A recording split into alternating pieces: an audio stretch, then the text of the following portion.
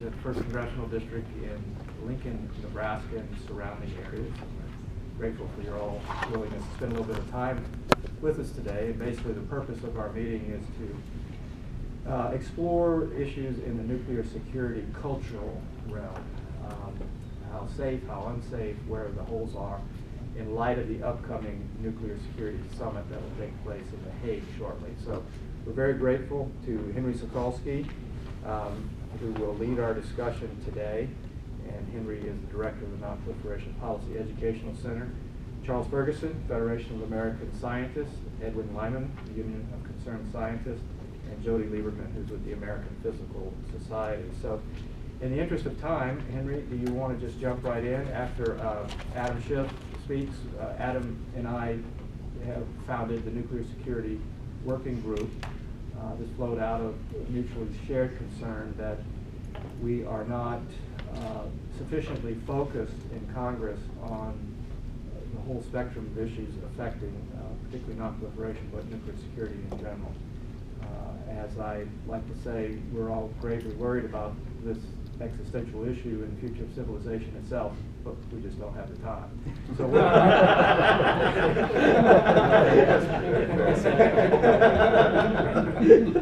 So Adam and I have attempted to form this working group as a de facto caucus in order to primarily heighten the intensity of awareness on the range of nuclear security issues, to provide an additional platform for this discussion, and hopefully continuing to build, with some of your help, broader-based interest in these questions that are so gravely serious. As Sam Nunn said yesterday, we are in a race between collaboration or catastrophe, and that's the reality. And the problem with nuclear weapons is you cannot react to a catastrophe. It's too gravely serious. So we have to do everything we can to reduce the probability of their use to as close to zero as possible. So that's, I'm grateful for my colleague Adam, all of his diligent efforts in this regard before I came to Congress, and his partnership in this. Adam? Thank you, Jeff. It's great to join with you and our colleagues today. I'm from an area much like Lincoln, Nebraska, Hollywood, California. And proud to join with Jeff in this discussion about how we can better protect ourselves from the potential of a catastrophic act of nuclear terrorism. As some of you may know, the issue of nuclear security has been uppermost in my mind since I came to Congress in 2001. And been working on this for more than a decade now to try to attract greater attention to the issue of securing loose nuclear material and safeguarding weapons technology and know-how. For much of that time early on, it was a lonely fight until I found my colleague in Jeff, and the two of us have been working on this ever since, and I want to thank him for all of his leadership. This is a bipartisan effort. We're all equally vulnerable, and there's no monopoly in one party or the other on good ideas about how to best secure ourselves from our most deadly creation. On the 24th and 25th of March, more than 50 countries are going to gather in The Hague for the 3rd Nuclear Security Summit. The aims of the summit are to achieve further reductions in the quantity of nuclear material in the world, to better secure existing material and improve international cooperation in the field of nuclear security. We were privileged to participate in some of the events surrounding the inaugural 2010 meeting in Washington and follow the follow-on summit in Seoul with great interest. This year's summit and today's meeting take place at a time of high bilateral tension between the U.S. and Russia, tension that has caused concern over Russia's continued cooperation with New START inspections, even as it has served as an important reminder of why we cannot afford to ignore the issue of nuclear security and why it is profoundly in our self-interest to remove these arms control from the larger basket of U.S.-Russian issues. The stakes are just too high. Given the emphasis being placed on reducing the quantity of fissile material and better securing existing material at this year's summit, I've been dismayed by recent reports that our work with the Russians to secure loose nuclear material in the former Soviet Union has virtually been halted by the ongoing crisis over Ukraine and by the expiration of the agreement last June, in part over Russian concerns over reliability. Luger has been one of the great arms control success stories of the post-Cold War era and a bright spot in what has often been a very rocky relationship with Moscow. Before I turn over to our panelists for what I think will be a fascinating look back at the history of nuclear security, I want to note the fairly substantial cut in the administration's request for non-proliferation efforts in 2015, specifically large cuts to the Cooperative Threat Reduction Initiative and International Material Protection and Cooperation Program. While the administration has indicated that the cuts could be attributed in large measure to the slowdown of work in the former Soviet Union, I do not want to take any steps that could give the Russians an excuse to further roll back their cooperation or end the program altogether, and I'd be interested in the panelists' thoughts on that, as well as on the implications of the violation of the Budapest Memorandum and the broader impact that will have on efforts in non-proliferation. And with that, I will turn it over to Henry to begin our discussion. Okay. This panel represents most of the authors and some of the commentators for a book that you can find on the web, on our website, which is www.npolicy.org. And I suppose we could pass this around. It's the only copy I have. The United States Army Strategic Studies Institute, your tax dollars working, because of sequester, couldn't quite meet the deadline. So we thought we'd have this event and put it on the web, and eventually it'll be free for anyone who wants it. Sir, why don't you pass that around? I like to say that nuclear security is the optimist clause. So the problem is just securing what we know about. This book is to show that there is a bottom beneath the bottom that you thought you had discovered. And the bottom beneath the bottom of nuclear security is material unaccounted for. You cannot secure that which you do not know where it is or how much it is. And therefore,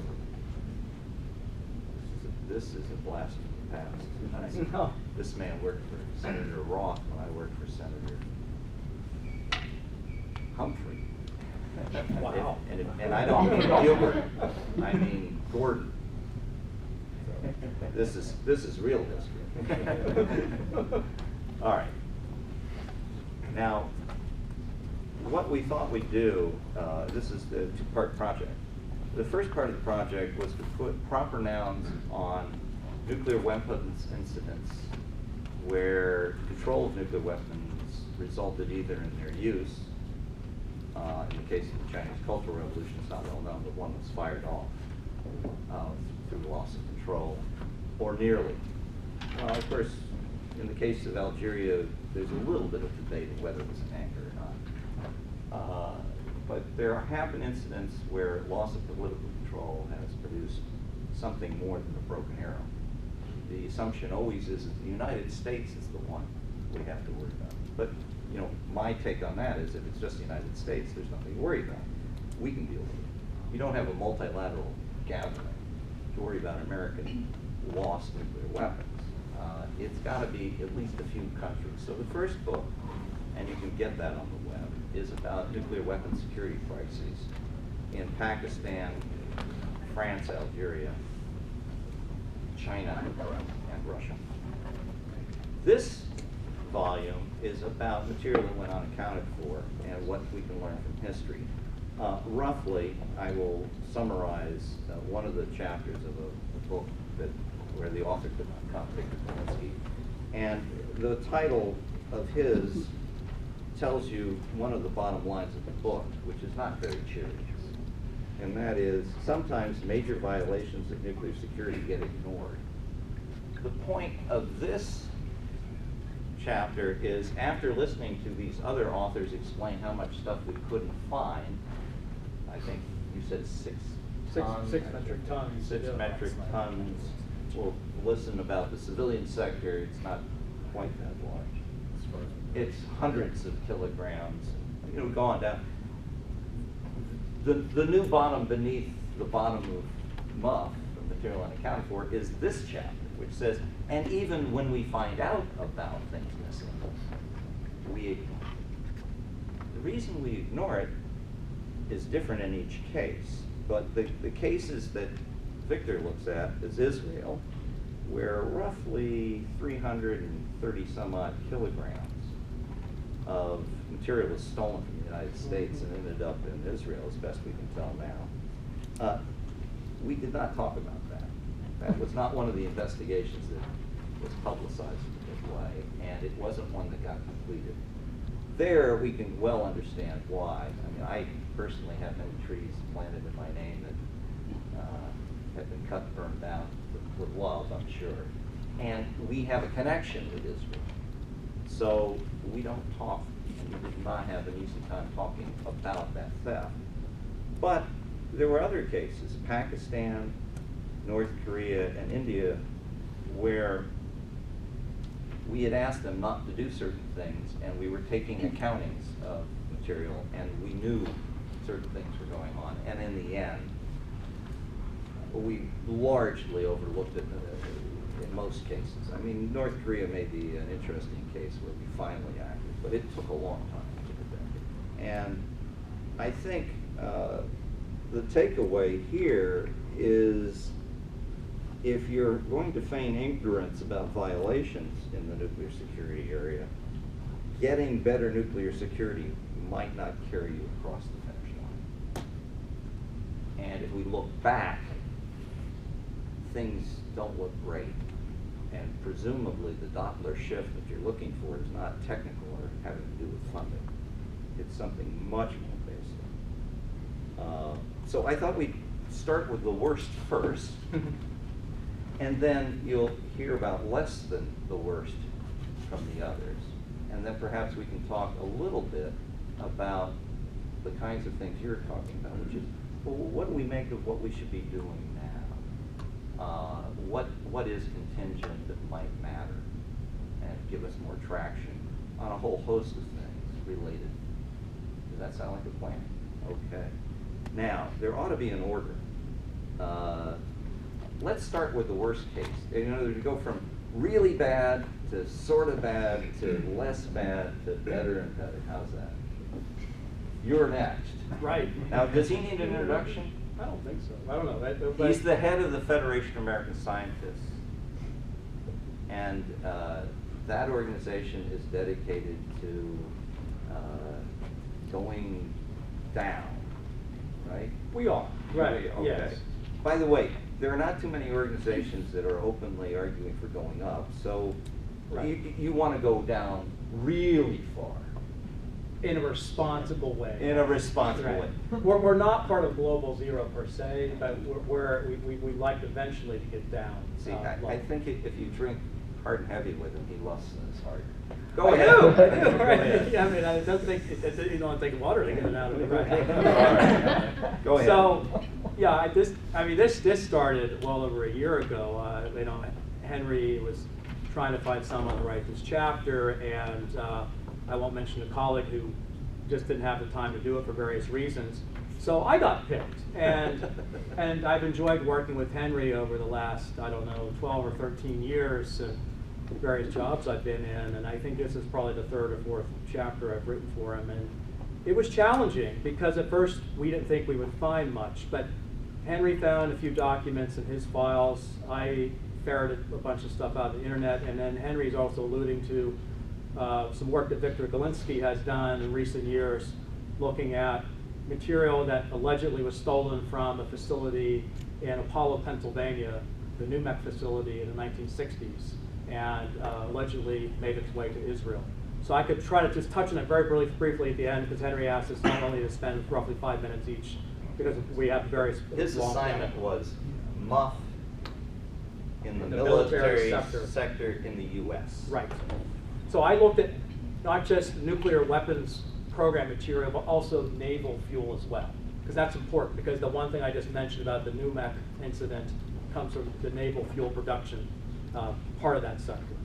So if you look at, and Henry already said this, if you look at the amount of material unaccounted for in all the military production of fissile material from the 1940s until 1991, when the U.S. stopped making fissile material for military purposes, you have about 6 metric tons of fissile material that we can't account for. How many weapons were it? It's hard to tell. It's hard to tell, but I say it's at least enough for several hundred nuclear explosives or maybe more. You know, Tom Cochran here, he would argue, well, you could probably get even more out of that if you know how to really design these things. The high hundreds. High hundreds. High Yes, hundreds. right. Okay. How do you lose 6 tons of this material? Well, that's just what his paper's boom, boom. about. This is the next. Fortenberry, thank you very much. That's the next point. What's the conventional wisdom? I think here's what you typically hear, and I'm going to quote from a Comptroller General report. You know, what was then known in 1978 as the General Accounting Office, GAO. And they say, for the most part, material unaccounted for is attributed by DOE and NRC, Nuclear Regulatory Commission, to such things as inaccurate measurements, difficult to measure material held up in pipes, filters, and machines used in processing special nuclear material. And the other main reason given was clerical errors. Man, the clerks are always getting it on the chin. So is that true? Well, maybe, but pull back the curtain, and we've seen time and again over the last 40, 50 years, various government reports, Inspector General reports, GAO reports, et cetera, sounded the alarm that the accounting system is just not adequate. It's not meeting the US's stringent standards. And we do know that one significant case of alleged insider diversion we'll touch on at the very end. So if, and you know, Henry said, well, a little bit of leading a witness when I was going through an earlier draft, he said, well, Charles, if that's the case, if the US material accounting system is not that adequate, or not adequate enough, what does that say about other nuclear armed states and their accounting systems? Because if we look at Russia in particular, and Congressman Schiff mentioned tensions with Russia, the Russians remanufacture their nuclear weapons a lot more frequently than we do. So there's more opportunities, more chances for material to go missing in the Russian production facilities because they're reworking the weapons production more frequently. India and Pakistan, as Henry said, Victor Dolinsky looks at those two countries in particular. There are concerns that they're still relatively new nuclear armed states. It's likely they don't have nearly as good of an accounting system as even we have. So that's something to keep in mind. If the U.S. isn't quite meeting its standards, what about the other states?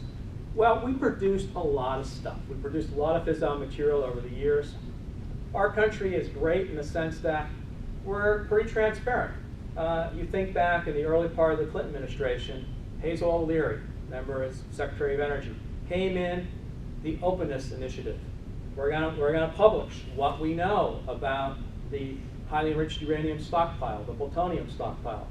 It took a long time to do the accounting, and these reports eventually came out, and what we found out was 740 metric tons of uranium was produced over those long decades of production. And there we have roughly, almost 4 metric tons worth of highly enriched uranium that we can't account for. And with plutonium, it's not as much, because you don't need as much plutonium per bomb for a bomb as you do for highly enriched uranium. So we didn't manufacture as much plutonium as we did HEU. We manufactured just under 100 metric tons of plutonium. And there we have about 2.5 metric tons that we can't account for. And another important point to point out, and so I don't want to get lost in all these numbers, is there were 2 plutonium inventory reports that were published. There was one published in the mid to late 1990s, and then about 10 years later, no, actually not that long ago, about 2 or 3 years ago, so it was almost 12 years later, there was a follow-on report published. And, well, lo and behold, now the material unaccounted for has gone down. It went down by 0.4 metric tons. Well, what happened? Well, the DOE says they did a more thorough inventory check. They went through the Rocky Flats decommissioning. They're going through material at Hanford, 2 locations where we have a lot of fissile material, and they were able to account for another 0.4 metric tons. Well, I point out that the relatively large change in the total inventory and what are known as inventory differences or material unaccounted for, and the continuing uncertainties in knowing what's accounted for, still raises the possibility of diversions of fissile material in the past and in the future. Now, I'm not saying all the stuff went missing, or even the vast majority of it went missing. It's probably true. Clerical errors, stuff stuck in piping, etc. But still, there's enough there to raise concern. And another important point, which Tom Cochran pointed out when he reviewed a final draft of this paper, is that if you look at the statistical distribution of this material unaccounted for, what you really want to look at is what's the absolute value, what's the total amount of material you're looking at per facility, and does it cross the threshold of a significant quantity of material enough for at least one or more bombs. And Tom makes a good argument that if you look at those trends, you have reason to be suspicious that there could have been opportunities for diversion in a number of places. I'm not saying we have evidence that this actually happened, but still, with the vast, complex material production we have, it's possible that things could have been diverted over the many decades of the production and manufacturing processes. I don't know, my time's short, so I'm gonna moving on here. Implications, exactly. Thank you very much. So, as I can tell, why do we we care? care? Right, exactly. So, it's the main threat we're worried about is the insider threat, and so employees, management at these facilities. So let me just touch on this the NPEC case, and then I'll conclude with a few takeaway items. Now, back in 1965, the AEC, Atomic Energy Commission, precursor to NRC and UE, they did an inspection at the Nuclear Materials and Equipment Corporation, known as NPEC, in Apollo, Pennsylvania, my home state. And they discovered more than 100 kilograms of material unaccounted for. So, we're talking well over 200 pounds worth of material. And you could make several nuclear bombs from that material. And it wasn't until 12 years later, 1977, that Congressman Dingell, who was then the chairman of the House's Subcommittee on Energy and Power at the Committee on Interstate and Foreign Commerce, requested the GAO to investigate this so-called NPEC affair. And what did the GAO find out? Well, they found out that their allegations, there are four of them. So quickly, material was allegedly illegally diverted to Israel by NPEC's management. So Mr. Shapiro was the CEO of the company. He had a lot of connections to Israeli defense officials and others in the Israeli nuclear establishment. And we know a number of those Israeli officials visited the NPEC facility during that time period. Second point, material was allegedly diverted to Israel by NPEC's management with the assistance of the CIA. Well, that's a damning allegation. I don't know if there's any serious evidence there. Not much.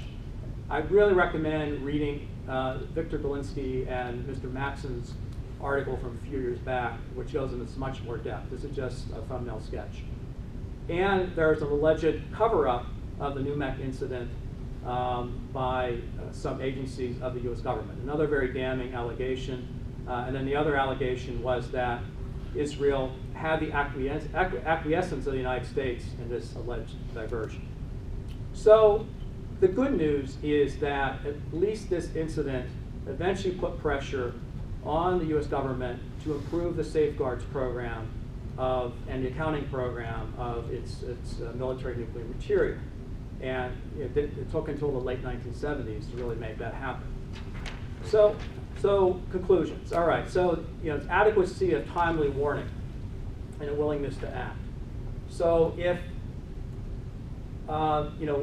we get these warning signs, you want to get warning signs so you have enough time to actually intercept the material or go in and try to track it down. If months or years, in the case of the NPEC investigation, 12 years went by before we investigate this, good luck trying to get the material back, intercepting it.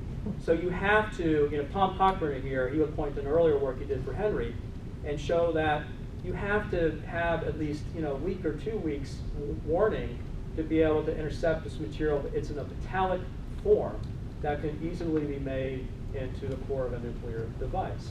And really, none of the accounting lapses detailed in my paper did we have anywhere close to a couple of weeks warning. often months or sometimes years would go by before we had any warning signs that something was amiss. So I think that's really the main takeaway for the paper. And then, Henry, you want me to add anything else? No, I think as excellent as our system is, presumably the Russian and Chinese systems are much better.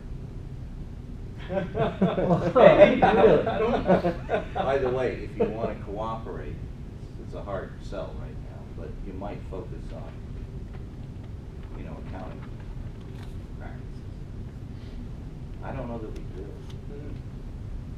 I never really understood exactly what all that cooperative reproduction stuff was about, but it would be worth finding out whether that is being something that we share our best practices on accounting. And how you would find out whether they were using practices, I don't know. But it would be interesting if we're sharing. Now, we went from bad to, well, maybe not so bad, and we're still in not so bad. I'm but going to not quarrel great. with that assessment. Everything I have to say is as bad as it gets. Is it bad? Well, really bad, and what do you say? You're going backwards again. Is this bad as it I gets? think it's pretty bad. It's pretty bad. There you go. He's Let's not say an optimist. It's less Pretty material, bad. but it's not even nominally under the control of the government. Okay, but let's make sure they know what you're talking Yes. about. Mr. Lyman, many years ago, wrote a piece on civilian production of plutonium and actually highly enriched uranium, and how well the safeguard system internationally works to keep account of things and whether there's material unaccounted for. So he's still keeping current on this, and we have a chapter on it. Henry, before we jump there, could I interject something right there, just to make sure I understand? We have basically 6 metric tons of highly enriched uranium And plutonium that we can't plutonium account for. missing.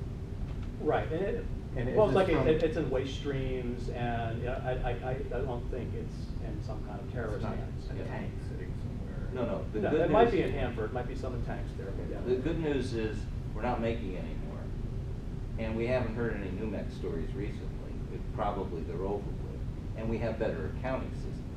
But it does suggest our history is not good. And no, finding that will be a real mission impossible. That's a lot of stuff. By the way, if you divide by 3 to 4 kilograms, that's a lot of stuff. And also, you put into perspective, those 6 metric tons are roughly 1% of the total amount of material we produced. That's the good news. That's the good news. The bad news But- is that we and produce so much. So much, you're talking metric tons, you can make, hundreds or maybe 1,000 or more weapons from that. Henry once compared the accounting to this to accounting for steam. Remember when you told me that, Henry? Well, actually, that gets to Mr. Lyman's presentation, Okay. which is that when you're dealing with plutonium, you're dealing with its recycling and manufacturing to fuel. You're talking about stuff in solution. You're talking about, in the case of enrichment, stuff that actually is in a gaseous form, and you're talking about powder. And last I checked, it's a lot harder to keep track of that than it is multiple ton steel structures, which is mostly what fuel assemblies are. And so it's a very much tougher punch. And on that note, Ed, take it over. One more thing, you know who is in charge of any type of accounting mechanism, best practice accounting mechanism in our government? Is it centralized? or- Yeah, DOE, and I didn't have time to go into it right now, but in my paper, if you want to read it, staff would read it, but basically, DOE has a really good accounting system in place. It took us many decades, but it's the NMMSS is the acronym, and every facility has to have detailed records, material going in, material going out, tracking it, and they report it to the central database. If you will, the doors now are very well locked. Okay. The only problem is a 6-ton cow got out.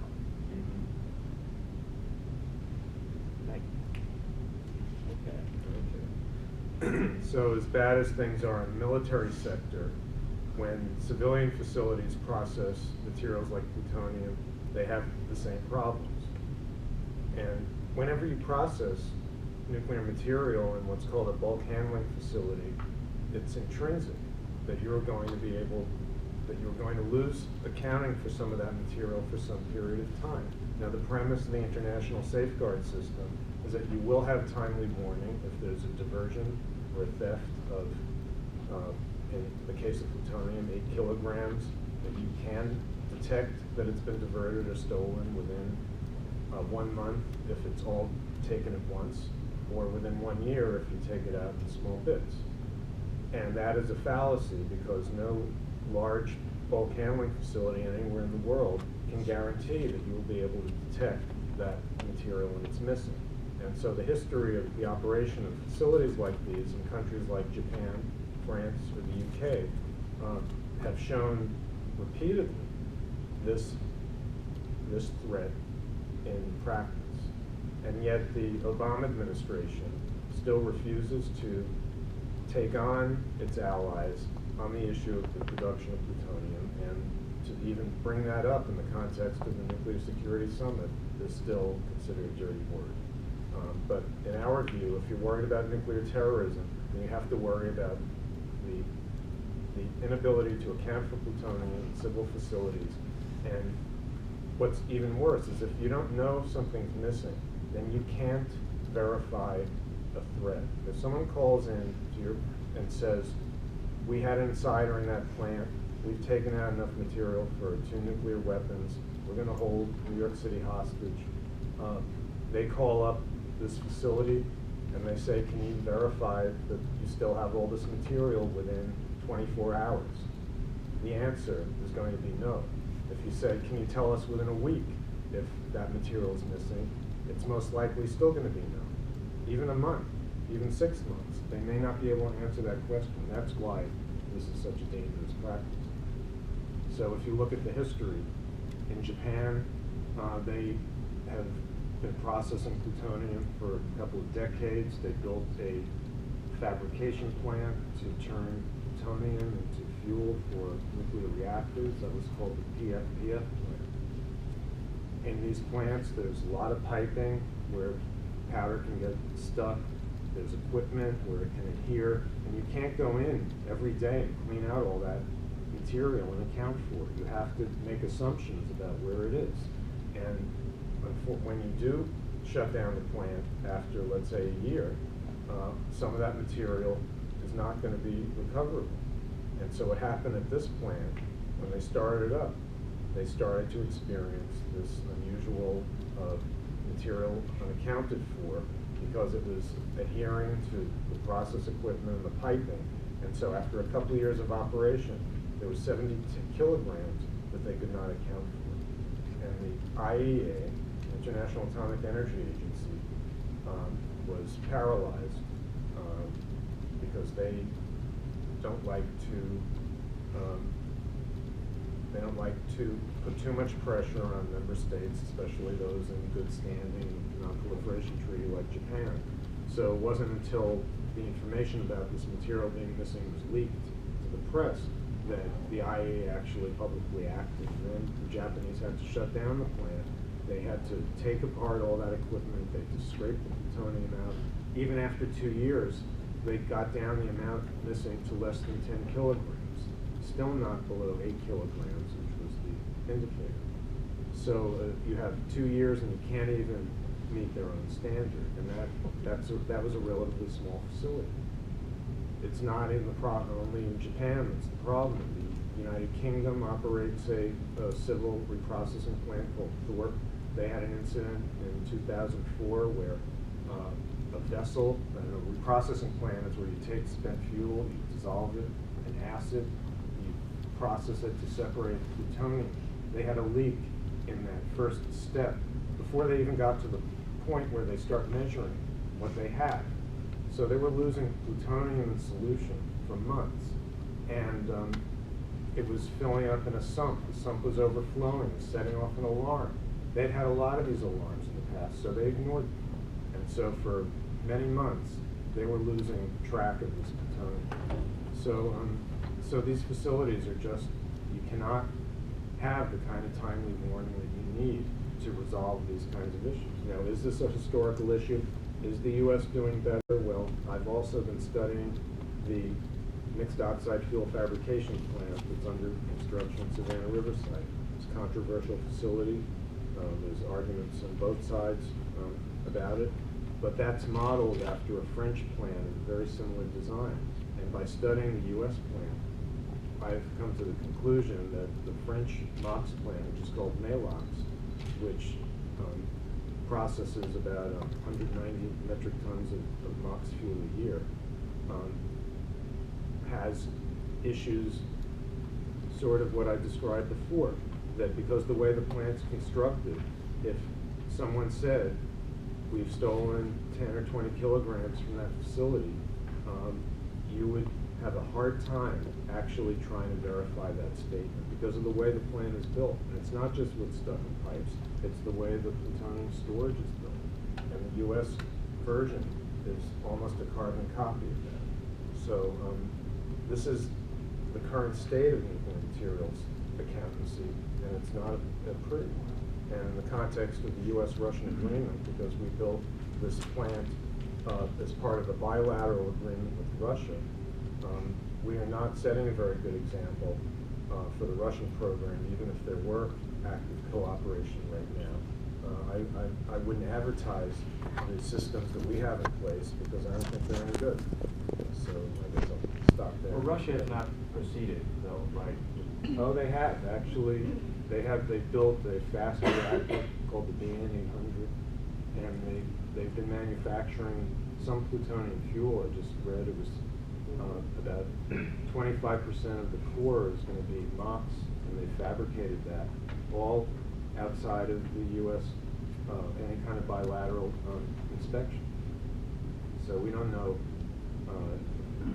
Even if we had standards, we weren't able to make sure that they were enforced in Russia. By the way, this leads to our most optimistic presentation. But before we get at all upbeat, I thought I'd mention something. You've done a good job of Well, addressing believe me, this field is littered with There's some up there. It's been below ground. Yeah. Well, by the way, once you get to the bottom, behind the bottom, underneath the bottom, you can start thinking about what you want to do, and the recommendations turn out to be different from what you're doing. Some of the things, by the way, you'll be happy to know, you guys are sort of doing that. You too, specifically. So there's good news at the end of this tunnel, if you hang in. But before we get to that good news, it isn't just terrorists you got to worry about, stealers or insiders. The problem is that if you have a civil facility that you can incrementally get one bomb's worth out in a way that no one knows about, a country can go nuclear without setting off alarms. And once they've gone nuclear and stated such, they no longer have to follow any of the rules. So this little matter of, the amounts of material you wouldn't know about being stolen is not just a terrorist problem, it's a state proliferation problem. And if you think that isn't important, I have two words for you. Iran and East Asia, that's three. Oh, sorry. And then later, I don't know, Turkey, so, yeah. But it isn't just for crazy people with funny ski masks.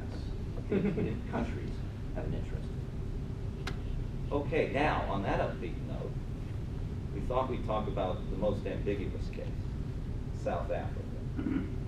Jodi went out her way to take this. It's a bit of a tar baby because people don't like talking about South Africa, including the South Africans in the IAEA. On that note, why don't you start? Exactly. So let me kind of start with the context, which is that the South African apartheid government dismantled their program around the time that revelations about the Iraqi nuclear program came into being. And there begun a process of navel gazing within the IAEA member state community about how the Iraqis could have put one past IAEA inspectors and what they needed to do to fix the inspection program. So it was around this time that the South Africans decided unilaterally to give up their nuclear program. So that's kind of the context. I'd ask everyone to remember 3 dates when thinking about this particular program: 1989, 1991, and 1993. So back in 1989, the apartheid government in South Africa began to see the writing on the wall that the regime was going to fall apart, that majority rule was going to take place. So the thinking was, let's get rid of the nuclear weapons program. We don't want it in the hands of the ANC. There's no longer a justification for it. Let's just kind of get rid of it. So right after the president at the time, F.W. de Klerk, came into office, he made this decision. We're going to get rid of the nuclear weapons program. He directed his inner circle at the Atomic Energy Commission to draw up plans to do this, getting rid of the material, getting rid of the equipment, getting rid of the documentation. And so this took several years. While this was going on, the South African government acceded to the IAEA as a non-nuclear weapons state. That was 1991. 2 years after that was when F.W. de Klerk actually publicly announced that the South African government had created a nuclear weapons deterrent, 6 gun-type nuclear weapons, each with 55 kgs of HEU, but that they had decided to dismantle them and dismantle the program. He actually made this announcement to Parliament. Interestingly, this announcement was made while there was an IAEA team on the ground in South Africa. I tell you this because, and I also tell you this as someone who's worked very, very closely with the IAEA in the past. You've got a team on the ground. You're inspecting what are allegedly these civilian programs or these civilian facilities, and the very same people who literally the day before said, oh, we don't have a nuclear weapons program, the day after said, we actually do. Let's show you, we'll show you what's left. So to me, that was sort of a, how do you build confidence vis-a-vis the IAEA team that you're telling the truth? So that's number one. Number two is the fact that when de Klerk decided to get rid of the program, not only were the facilities completely decommissioned, or mostly decommissioned, and the material presumably disposed of by downblending, or we don't know. But on top of that, most of the documentation was destroyed. So when the IAEA was made apprised of this big announcement, and they supplemented their team with weapons experts, as opposed to those who examine civilian facilities, a lot of what they needed to look for wasn't actually there. And so they had to rely on the very same people who had lied to them, essentially, in the past, to tell them what was there, how much material was produced, what kinds of equipment they had, etc. So the agency began their inspections and in fact had to reproduce a lot of the documentation and come up with some of the material balances because the documentation was not there. At that time, in fact, there was a big debate within the US government about whether or not the South Africans had deliberately destroyed the documentation because they didn't want people to know how much material they had generated, or because they were trying to be careful so that the plans didn't get out to those who had nefarious plans. Was the case of the IAEA inspecting the wrong sites, or inspecting the right sites but not knowing what they were looking at or what to look for? I think it was neither. I think it was a matter of the access that South Africa was giving to the IAEA, and the agency at that time, I mentioned the Iraqi situation because what was begun after the Iraq revelations came to pass was that the IAEA needed enhanced capabilities, so that even if they went into a country and the country said, oh, we don't have a nuclear weapons program, and look at our nice civilian nuclear plants and our spent fuel ponds and all of that, the agency at that time did not have the capability to do environmental sampling downstream from facilities, or to in any way figure out if there were facilities that were there that they weren't being shown or that had been dismantled. So I would argue that they were being shown what they thought was supposed to be there and what the South African government was showing to them. But because at that time that's what they were instructed to do, and because their ability to do enhanced inspections was limited, they were kind of hamstrung regardless. Does that make any sense? So I do think had this situation come to pass a couple of years ago, a lot of the information that the South African government decided not to disclose, they would have been forced to disclose. And I would argue there, because confidence building is such an important part of drawing down a nuclear weapons arsenal or securing nuclear material, sort of the so-called bomb in the basement scenario. So in this case, the South African government refused to disclose how much fissile material it had generated, with the claim that, well, this is a non-proliferation concern, so we don't want to talk about it. Whether or not the IAEA came up with the right kinds of conclusions about how much material, I don't know. The reporting has never been made publicly available. If any of you know how the IAEA functions, the information that they have for a member state is kept safeguards confidential unless the member state chooses to make it public. And South Africa never did, even after the ANC government came to power. So the biggest success in nuclear security is classified, none of your business. And we don't really want to tell you whether it's as sound as it needs to be. Yeah. So that's the good news. Yeah, I would add to that allegations that even the accounting that the South Africans did at the time of their program being active was determined to be not so good by the very people that ran the program. Waldo Stumpf at the time was the head of the Atomic Energy Commission, and he was quoted after the disclosure as saying, boy, you know, essentially the IAEA really had its work cut out for them because, you know, record keeping wasn't so great. So not only did they destroy the existing records, but even those records weren't so good. So to me, I can't even imagine what the agency came up with and how they concluded in 1995 to the satisfaction of the Board of Governors and General Conference at the IAEA that yes, we are satisfied that this program has been dismantled and that all of the material has been down blended and been adequately stored. By the way, that has not changed. In other words, they may have improved their accounting and all that, but the attitude that once a decision is made at the Board of Governors that we're going to go one way or the other, once that's in motion, boy, they go there probably no matter what. And that's a problem. And I do think that there hasn't been a taste to revisit this particular case. First of all, it's a long time ago now, it's 20 years. And on top of that, the South African government currently holds itself up as a beacon of non-proliferation. They basically say, we are totally open, we have our Kubert reactor, we've got rid of our weapons program, we're the good guys. And really, there's no inclination for us, there's no geopolitical reason for us to build a nuclear weapons program again. So, But Jodi, why did you bother? look at all about the more recent incident, Pelindaba? Yes. Yes. Yes, Yeah. I did. Not part of the paper. Right. But yes, there was some material that went missing. There was a break-in at the Pelindaba facility.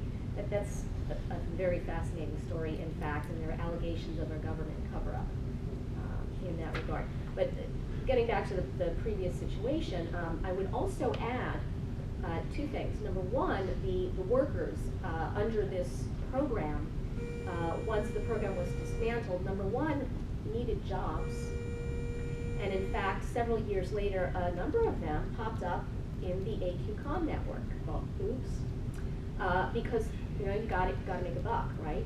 So that wasn't, again, the subject of the paper, but in my research I discovered that in fact there was a bit of a brain drain problem there. That's number one. Number two is that in terms of disclosing information to the IAEA and being truthful with the inspectors, many of these workers had to sign non-disclosure agreements in perpetuity to not talk about the work that they had done or what they had seen in order to get their pensions. So for me, my conclusion basically is that the dismantlement of the program and the inspections by the IAEA frankly raised more questions than they answered. And if this case had come about a couple of years ago, certainly in the post 9/11 universe and our concern over nuclear terrorism, I can't imagine that the way they had done things would have sufficed. Henry, if I can interrupt, thank you very much, Jodi.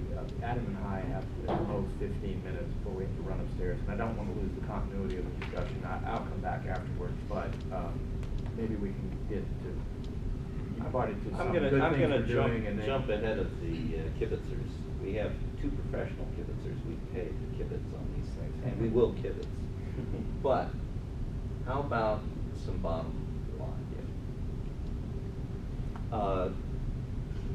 If I was going to list 4 things, and by the way, everyone else can weigh in because it's not the burden of this book to be positive, but I would say 4 things. First, we need to get back to our Nancy Reagan roots of just saying no to reprocessing. There is no economic, technical reason for you to be playing around with plutonium-based fuels. This is different than enriching uranium. There's an argument there, and it's compelling. This one's not only not compelling, it's really something you need to double down on. This would suggest that anyone in the room who has backed legislation known as 1280 or now 3766, you get a gold star. That legislation says, you know, there ought to be a standard that when we do nuclear cooperation and when we talk to other nuclear suppliers, we should encourage them to follow the following standards. When you do nuclear cooperation, you should extract a promise from the customer that they will not make nuclear fuel. Now, standards like laws are meant to be broken, and if the State Department says, well, we just couldn't and we shouldn't, and they can make the argument, okay, but you have to vote on it. Now, if you think that's so crazy, think about the Indian deal, which many of your comrades at least supported. So it isn't impossible to break a standard, but we don't have one in law right now. Can you flesh out the point of your process? Well, when you believe, as some have ever since 1945 in the nuclear industry, that you're running out of uranium, you argue that what you need to do to keep nuclear power alive is take 99.3% of the uranium that's extant in the world, it's called U-238, and irradiate it into a reactor and get fissile material known as plutonium, which is pretty good for making bombs. And you take that and you recycle it in your reactors, and